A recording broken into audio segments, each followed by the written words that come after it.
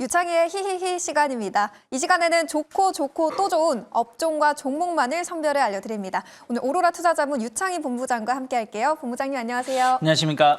네, 먼저 첫 번째로 기대할 만한 섹터부터 바로 만나보겠습니다. 오늘 첫 번째로 어느 쪽 주시해보면 좋을까요?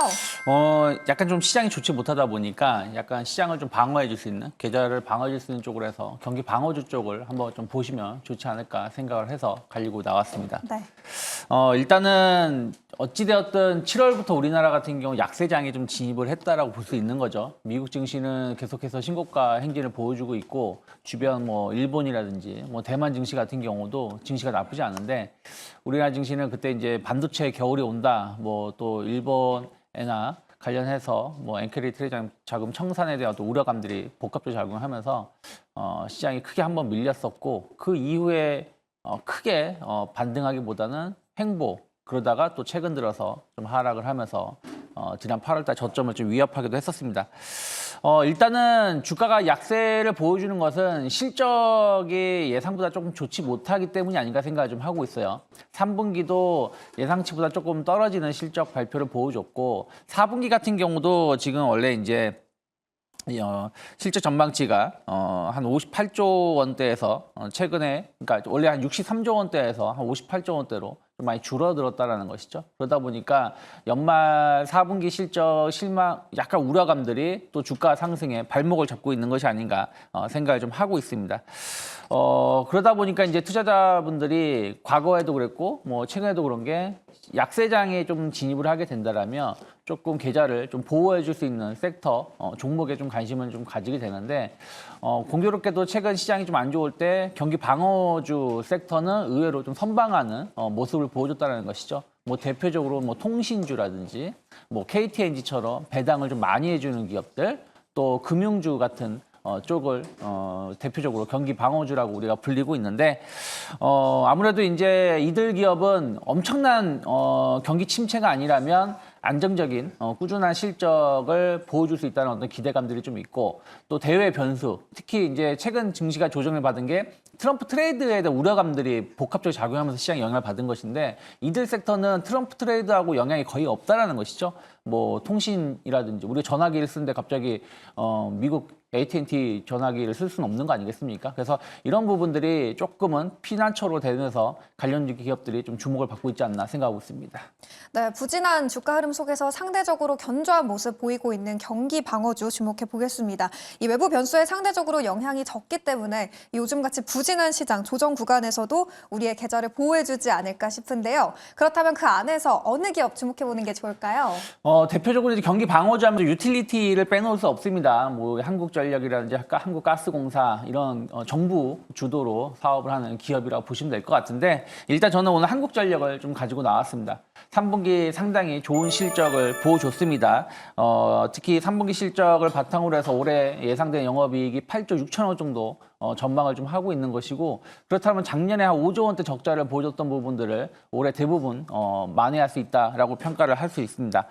실적이 이렇게 좋아질 수 있었던 계기는 2022년에 한국전력이 엄청나게 그때 제 기억에 맞으면 20조 원대의 적자를 보여주고 나서 좀 전기료를 좀 현실화해야 된다라는 요구가 좀 있었고 그래서 순차적으로 전기료를 좀 올렸던 부분들이 좀 있고요. 또 유가 자체가 많이 좀 하락을 했다는 것이죠. 2022년도에는 100달러에서 움직임이 나왔었던 유가가 최근 들어서 특히 올해 같은 경우 많이 안정세를 띄워주면서 최근에는 뭐 70달러 이하로도 떨어지기도 했었다는 것이죠. 그래서 유가 안정세 반면에 전기료 현실화 이런 부분들이 복합적으로 작용하면서 수익성이 상당히 개선되지 않았나 생각을 좀 하고 있고요.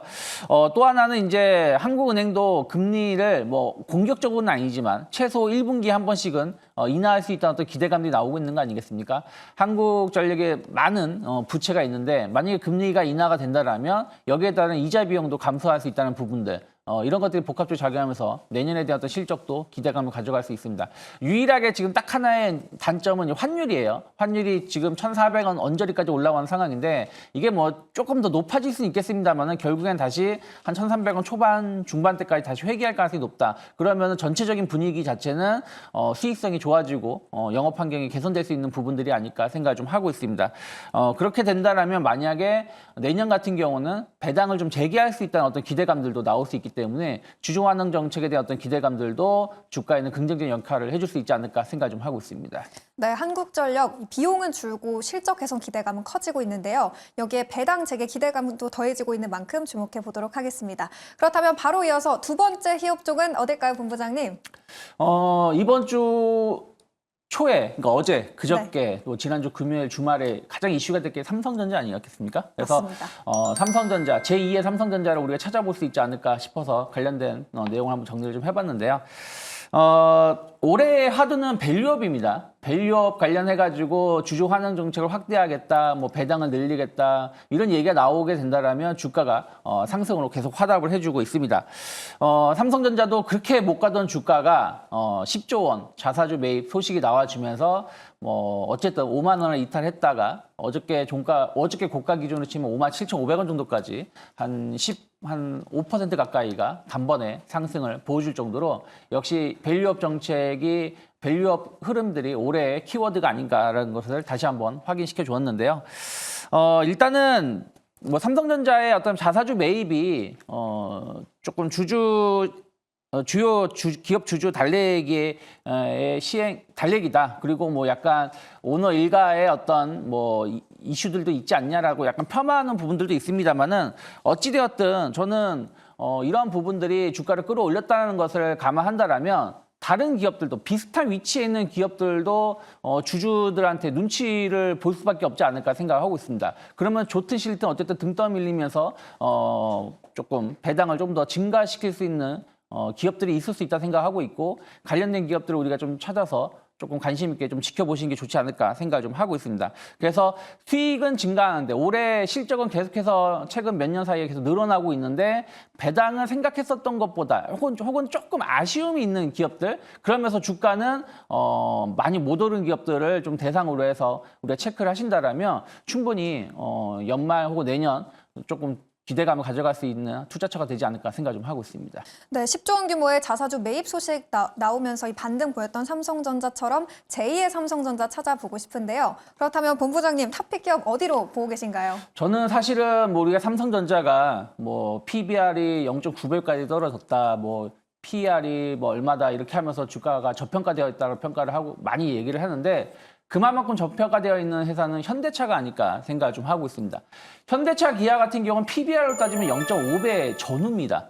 그리고 PER로 따지면 뭐 4배, 5배 정도밖에 안 될 정도로 상당히 실적 대비 저평가를 좀 받고 있다 생각을 좀 하고 있는데 뭐 수익성이 상당히 좋아졌어요. 과거에는 그러니까 글로벌 자동차 업체들이 보통 PER 기준으로 본다라면 한 5배 전후로 받고 있기 때문에 현대기아가 PER이 5배 정도 수준이면은 뭐 아주 낮은 저평가는 아니다라고 얘기하시는 분들도 계신데 최근에 현대기아의 수익성을 보면은 뭐 기아 같은 경우는 12% 정도까지 올라왔고요. 그리고 현대차 같은 경우도 이번에 좀 떨어지긴 했지만 한 9%대까지 올라와 있다는 거죠. 근데 글로벌 기업들의 어떤 자동차 메이저들의 그 이익률이 5%가 좀 안 됩니다. 그래서 이런 걸 비교해 본다면 충분히 조금 저평가를 좀 해소할 수 있는 요소가 된다 생각하고 있고 또 최근에 뭐 미국 친환경차 정책이 후퇴를 할 가능성이 높죠. 하지만 현대기아는 전기차 관련해가지고 보조금을 못 받고 있습니다. 렌트카 위주로 해가지고 일부 보조금을 받는 것이 전면적인 보조금을 못 받는 부분들이기 때문에 오히려 이런 부분들은 좀 기회가 될 수 있다 생각을 좀 하고 있고요. 그리고 이제 어찌됐든 올해 이제 현대차가 인베스터데이에서 최소 뭐 배당금은 얼마 이상 하겠다, 또 주주 환원율을 높이겠다 말을 했지만 시장에서는 생각보다 조금 아쉽다라는 느낌이 좀 있었거든요. 그러고 나서 사실은 주가가 인베스터 데이 이후 물론 이제 인도 IPO 이슈도 있었습니다만은 그 이후에 주가는 오히려 계속 내리막길을 좀 보여주고 있는 부분들이 좀 있기 때문에 저는 뭐 내년 연말 배당 그러니까 올 말이나 내년 초에 이제 발표를 해주겠죠. 그래서 이런 부분들에 대해서 조금 더 파격적인 내용들이 나올 수 있지 않을까 생각을 좀 하고 있습니다. 그렇다면 현재 주가가 한 20만 원 초반인데요. 뭐 20만 원 전후 20만 원이 무너진다고 하더라도 좀 모아갈 수 있는 알짜 대기업이 아닐까 생각을 좀 하고 있습니다. 네, 저평가되고 있는 현대차 추가 주주 환원 정책도 기대되는 만큼 기대해 보도록 하겠습니다. 그렇다면 마지막으로 눈여겨볼 히업종 어딘가요? 어쨌든 트럼프 관련된 섹터를 좀 계속 봐야 될 것 같아요. 그래서 저는 원전을 좀 주목을 해볼 필요가 있지 않을까 생각을 하고 있습니다. 최근에 이제 트럼프 트레이드 관련된 기업들이 조금 탄력도가 많이 떨어졌는데 어쨌든 원전 관련해서 최근에 좀 강하게 상승이 좀 나오고 있거든요. 지난주에 발표한 게 2050년까지 원전 발전량을 300기가와트급으로 3배를 높이겠다. 바이든 대통령이 발언을 했습니다. 그 트럼프 정권에서도 이걸 이어갈 가능성이 높다 생각을 좀 하고 있거든요. 그래서 거기 나온 게 향후 10년간 35기가와트급 규모의 신규 원전 가동을 목표로 했고요. 또 이러한 것들이 이제 AI 열풍이라든지 생활습관 변화로 인해서 전기 소비가 급증하는 것을 빨리 대처하기 위한 내용이 아닌가 생각을 좀 하고 있습니다. 또 유럽 같은 주요 국가들도 지금 탈원전 폐기를 하고 있고 일본도 원전을 좀 확대하겠다는 발표가 어저께가 그저께 나왔기 때문에 우리나라 같은 경우도 소형 원자로 어떤 계획이라든지 이런 것들 감안한다라면 원전에 대한 어떤 관심, 뉴스는 꾸준히 우리가 체크를 해야 되지 않을까 생각하고 있습니다. 네, 요즘 계속해서 강세를 보이고 있는 원전주 체크해 봤는데요. 지금 진입해도 늦지 않을 종목 어딘지 궁금해요. 어느 기업 볼까요? 뭐 이제 많이 오른 기업들도 좀 있는데 뭐 두산 에너빌리티 같은 경우는 기대감 대비해서 아직은 많이 못 올랐다. 오히려 직전 고점대, 지난 여름 고점대를 돌파할 가능성이 높지 않을까 생각하고 있는데요. 뭐 뉴스케일 파워에 지분을 투자를 하면서 같이 SMR 관련해서 사업을 같이 이어갈 수 있다는 부분들을 긍정적으로 평가를 하고 있고요. 또 터빈 사업이 상당히 우상향 기조로 전환되고 있다는 부분들, 그리고 신재생 쪽, 풍력 쪽도 상당히 사업이 잘 되고 있는 부분들이 있기 때문에 두산 에너빌리티는 실적도 꾸준히 잘 나오고 있고 원전에 대한 어떤 기대감들 충분히 가져갈 수 있는 매력 있는 기업이 아닐까 판단하고 있습니다. 네, 마지막은 원전, 그 안에서 두산 에너빌리티였습니다. 오늘 전망 좋은 핵심 업종 3가지 살펴봤는데요. 그 안에서 종목까지 살펴봤으니까요. 오늘 전략도 잘 참고해 보시기 바라겠습니다. 지금까지 유창의 히히히 시간이었습니다.